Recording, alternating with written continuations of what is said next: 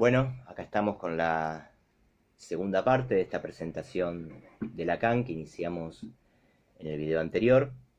Eh, Habíamos hecho un raconto de el árbol genealógico de Jacques Lacan. La idea ahora es puntualizar, les decía, algunos textos, algunos momentos de la producción de Lacan hasta el 53 para dar lugar luego a la conferencia que vamos a trabajar como primer texto de la unidad 2.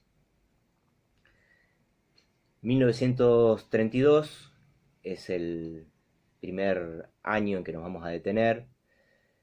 Ya les decía en el video anterior, es el año en que se publica esta tesis de psiquiatría de Lacan, de la psicosis paranoica en sus relaciones con la personalidad, el caso M.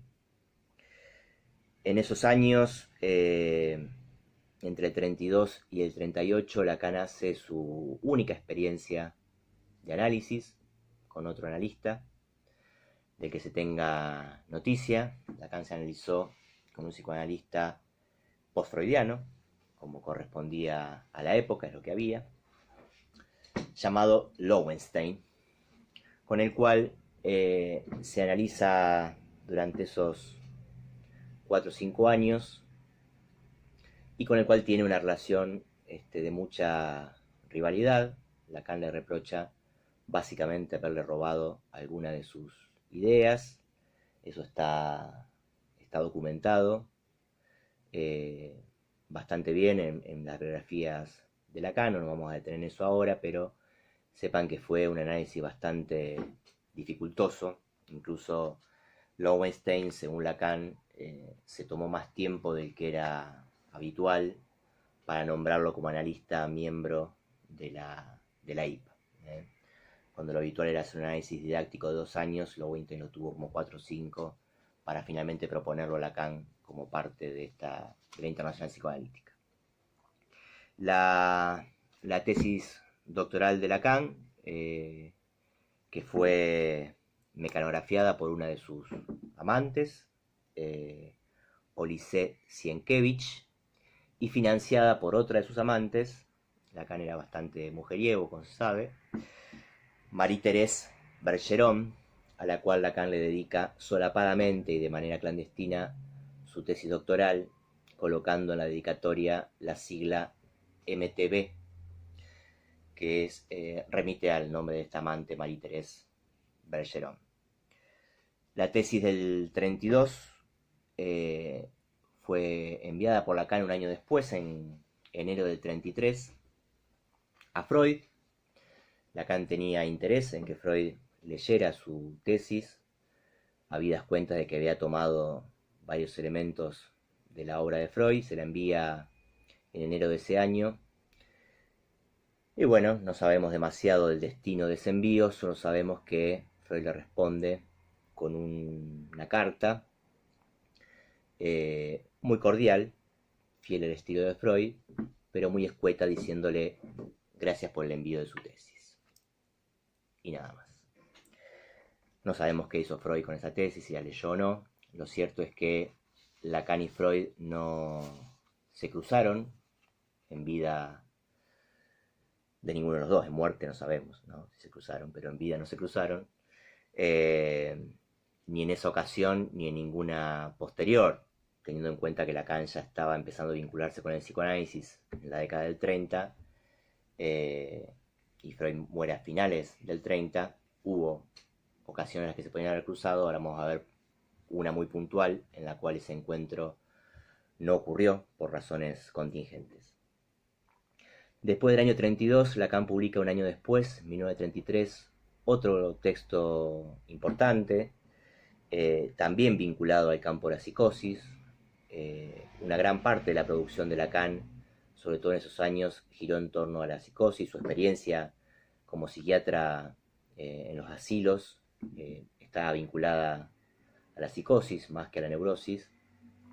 Escribe en el 33 Motivos del crimen paranoico, conocido también como El crimen de las hermanas Papin, donde Lacan hace un análisis de un crimen muy famoso, muy conocido en Francia, por la crudeza y la violencia de ese crimen. Si alguna vez tienen ocasión de leer algo de eso también sería importante. Ahora no tenemos tiempo de meternos en ese texto. Sepan que se trata de... Bueno, ha habido muchas obras de teatro, películas que se basan en ese crimen de dos criadas, dos empleadas domésticas que descuartizan a sus patrones en un acto de locura que se considera paranoica. Y Lacan hace su aporte desde algunos elementos del psicoanálisis de ese crimen. En 1934 se casa con Marie-Louise Blondin. Acá seguimos con el Marie. Y para el año 34 ya era miembro adherente a la Sociedad Psicoanalítica de París, una institución, como su nombre indica, parisina, filial de la IPA en Francia. Y empieza a ejercer el psicoanálisis ya en forma privada, es decir, a atender pacientes en el consultorio. La chismógrafa del psicoanálisis, Rudinesco, ha encontrado hasta el dato histórico del primer paciente de consultorio de Lacan. Se los cuento por si les interesa. Georges Benier se llamaba el primer paciente que Lacan acostó sobre un diván entre el año 1934 y el año 1939. Fue el análisis, el primer y el más largo análisis de un paciente de Lacan del que se tenga noticia. Por esta época también, en el 34, Lacan asiste a los seminarios de Koyev, seminarios que giraban en torno a la fenomenología del espíritu de Hegel. Koyev es otra figura de peso en estos años, sobre todo en Francia, en la década del 30. Por caso, siguiendo con los datos, los chismes, Koyev era amante de la mujer del hermano menor de Coiré, de Alexandre Coiré, autor que vamos a ver. De hecho, el hermano menor de Coiré va a verlo a Coiré a decirle que interceda por él, porque su mujer tiene de amante a Koyev, y Coiré le dice que la mujer tiene razón, porque Koyev es mucho más interesante que él. Bueno, esas cosas que pasaban entre los intelectuales de la época. Lacan entonces asiste a estos seminarios de Koyev. Se dice que mucha de su impronta en la enseñanza oral impactó sobre Lacan. Fue una fuente de inspiración en lo que respecta al modo de transmisión oral. Lacan tomó mucho de los seminarios de Koyev a la hora de dar sus propios seminarios. 1936, en el 14º Congreso Internacional de Psicoanálisis de la IPA, en Marienbad, Lacan presenta un texto que va a ser célebre, no tanto por su textualidad, justamente porque el texto está perdido, sino porque es allí donde Lacan presenta por primera vez el estadio del espejo. A este tipo de congresos de la IPA Freud asistía siempre, en este caso da la contingencia una vez más que no asiste, porque estaba enfermo y envía a su hija Ana Freud en su lugar, y esto hace que una vez más no pueda cruzarse los caminos de Lacan con los de Freud. En esa época, en la década del 30, había todo un debate en torno a lo preedípico en psicoanálisis que sirve un poco de contexto teórico a la presentación de Lacan para que ustedes entiendan por qué Lacan decide presentar por primera vez algo en un congreso de psicoanálisis, tratando de hacerse un camino ya en el mundo psicoanalítico, tomando un tema que tiene que ver con lo preedípico. En esa época había un fuerte debate entre el kleinismo y el anafreudismo respecto del psicoanálisis de niños, es decir, comienza a plantearse la cuestión de que si bien es sabida la incidencia que para Freud tenía la infancia en la vida adulta, es decir, en el desarrollo y la constitución de la neurosis, se comienza a plantear qué tan atrás en la infancia había que ir, y si efectivamente no había, además del Edipo, momentos fundacionales anterior que tuvieran incidencia en la vida adulta. Es conocido, por ejemplo, que Melanie Klein llevó el Edipo freudiano hasta la panza de la madre, es decir, planteando un Edipo intrauterino, para que ustedes se den una idea de hasta qué punto llegó la discusión acerca de la importancia en psicoanálisis de lo preedípico.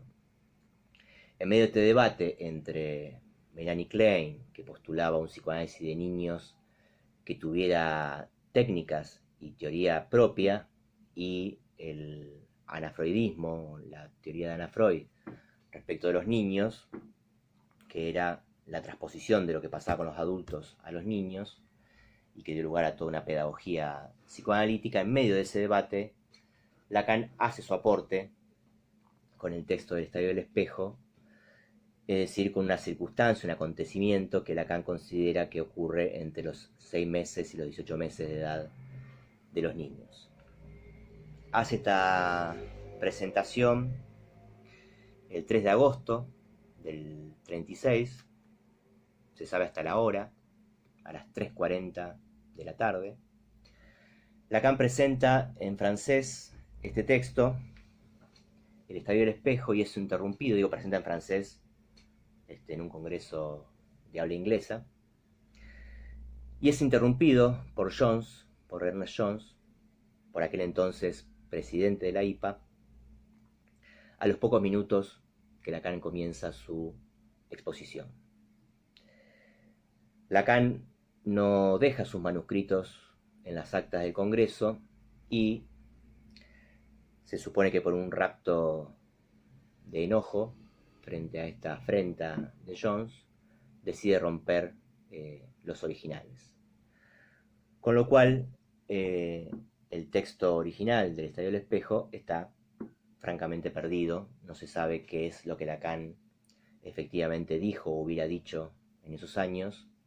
Y lo que hay, lo que se conoce de manera efectivamente publicada, son versiones posteriores a la del 36, una versión del propio Lacan en los complejos familiares, un libro que se conoce en español como La Familia, que es del año 38, y el texto que está publicado efectivamente en los escritos, que ustedes leen para Psicoanálisis 1, Psicoanálisis 2, supongo, que es ya una versión del año 49, que lleva el nombre de El Estadio del Espejo como formador de la función del yo-ye, tal como se nos revela en la experiencia psicoanalítica. Ese es el nombre de la versión de 1949.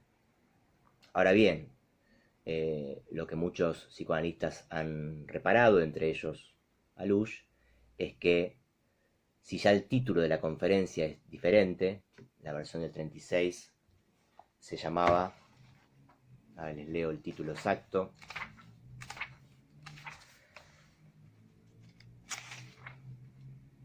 El Estadio del Espejo, 1936.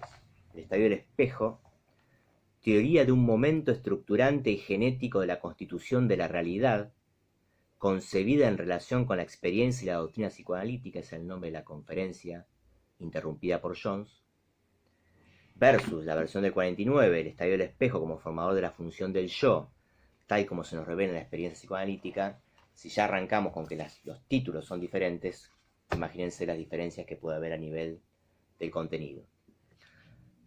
En fin, con lo que contamos es entonces con esas dos versiones del Estadio del Espejo, que son las que se hicieron famosas. Esos dos textos están muy influenciados, Lacan está muy influenciado en esa época, fundamentalmente por otros dos textos de dos autores que Lacan reconoce como referentes para su teoría del Estadio del Espejo, que son Henri Vallon, en un texto que se llama Los orígenes del carácter en el niño. Vallon había planteado ya una suerte de Estadio del Espejo, pero con la diferencia respecto de Lacan, de que para Vallon esta integración del yo, de la función corporal en el niño, es una cosa que se iba dando evolutivamente como parte de un desarrollo evolutivo y biológico del niño que iba adquiriendo cada vez una mayor motricidad, un mayor manejo y dominio de sus funciones yoicas. Eso plantea Henri Vallon. Lacan es un poco más tajante en ese punto, porque al plantear el estadio del espejo, Lacan habla de un acontecimiento, de un antes y un después, que en Vallon no se encuentra. Y también reivindica que su teoría del estadio del espejo le debe algo a Husserl, el fenomenólogo Husserl, porque Husserl había escrito en sus meditaciones cartesianas algunas consideraciones que Lacan toma respecto del cuerpo físico, el cuerpo propio y la imagen del cuerpo. Entonces tenemos 1932, 1933, Los motivos del crimen paranoico, 1936, la primera versión del estadio del espejo, 1938, Los complejos familiares, 1949, el estadio del espejo tal como lo conocemos por los escritos. Es decir, que ahí tenemos un arco de casi 20 años en la producción de Lacan, y llegamos a 1953, época en la que vamos a tomar como punto de partida. Es considerado el punto de partida de la enseñanza pública de Lacan, esta conferencia que vamos a ver la próxima. Es la primera reunión de una sociedad que Lacan viene de fundar, escindido ya de la IPA, que es la Sociedad Francesa de Psicoanálisis. Ustedes recuerdan que Lacan estaba afiliado a la Sociedad Psicoanalítica de París, que pertenecía a la IPA. Unos días antes de la conferencia del 53, esta conferencia es del 8 de julio, el 6 de julio Lacan recibe una carta donde el por entonces secretario de la IPA, Eisler, lo notifica que al escindirse de la Sociedad Psicoanalítica de París, Lacan quedaba por fuera de la IPA. Es decir, que Lacan en aquellos años, cuando funda esta nueva sociedad, está ya teniendo un primer, uno de tantos conflictos con la IPA, y empieza a situarse por fuera de la Internacional Psicoanalítica fundada por Freud, ¿sí?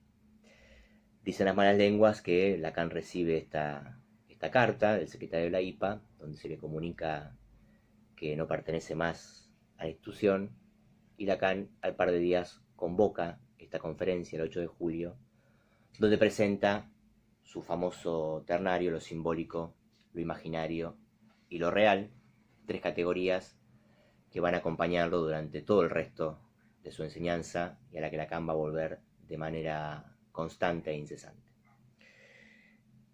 Curiosamente, no es sino después de presentar estos tres registros que, entiéndase, no se corresponden con ninguna categoría freudiana, son tres conceptos nuevos que Lacan introduce.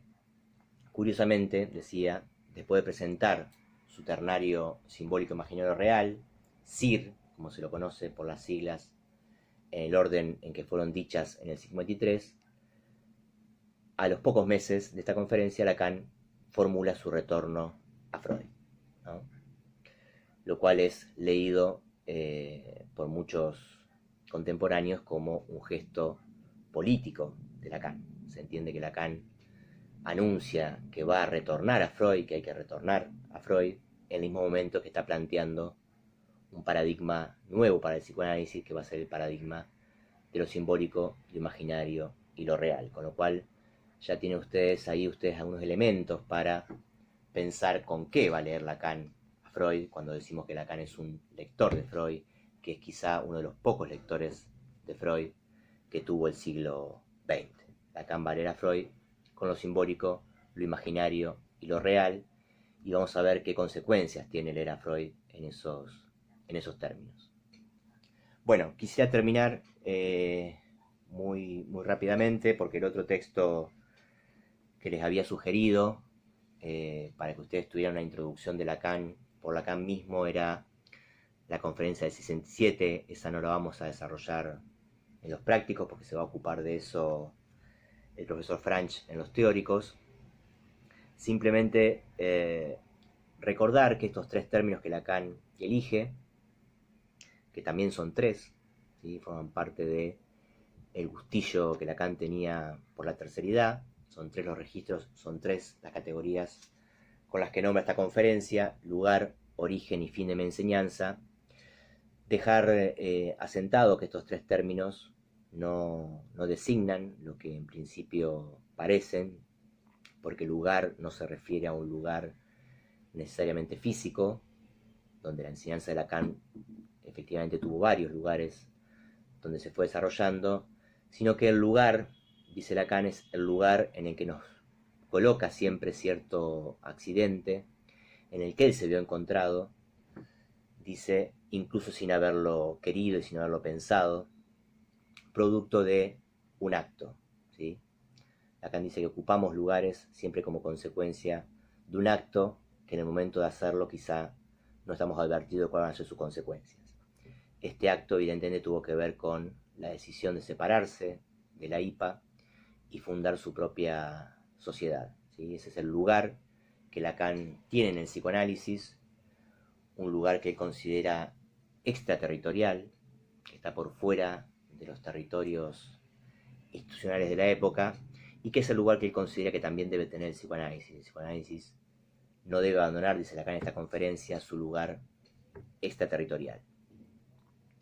El origen, por su parte, lo remite a 1953, a esta conferencia que vamos a trabajar la próxima, pero también, dice él, el origen es el lenguaje. El origen de mi enseñanza es el lenguaje.